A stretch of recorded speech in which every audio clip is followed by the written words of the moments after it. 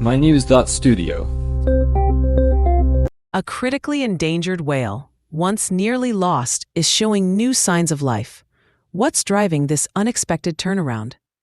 Today is October 26th, 2025. Let's get into this. The North Atlantic right whale. There are only a few hundred left. That's the current population, right?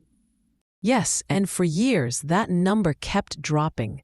Scientists are now reporting what they call cautious optimism.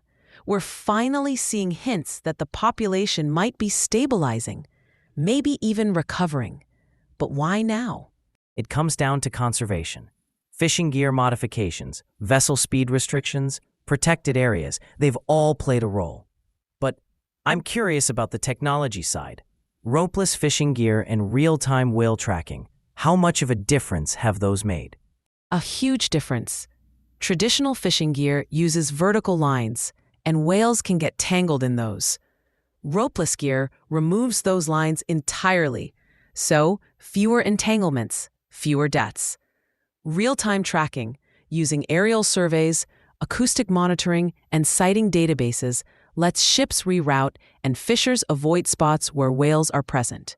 So it's not just about blanket restrictions, but more about adapting as whale locations change. Exactly.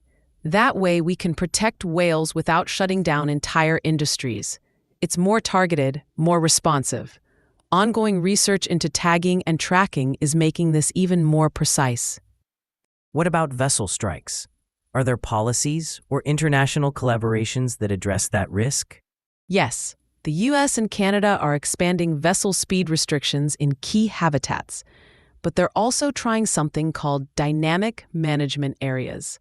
If whales are detected, those zones can be closed or restricted in real time. There's also coordination on sharing data and synchronizing calving and migration protections, so whales aren't exposed to risk as they cross borders. It sounds like the North Atlantic right whale is almost a test case for international conservation. Are there lessons here for other marine species? Absolutely. The whale is considered an indicator species. If it's recovering, it suggests the wider ocean ecosystem might be improving too. The key takeaway: targeted, science-based actions like gear innovation, habitat protection, and international cooperation can work. And it's not just about whales. The same strategies can help other species facing bycatch, ship strikes, or habitat loss. That's a rare bit of good news in conservation. But is it fair to say we're not out of the woods yet? Definitely. The population is still dangerously low. Any setback, a poor calving year or a rise in entanglements, could erase progress. But the trend is shifting. It shows that when stakeholders work together and data drives decisions, real impact is possible. Why does this story matter on a global scale? Is it just about saving one whale species, or is there something bigger here? It's a global milestone. It shows that even critically endangered species can rebound if we act and adapt.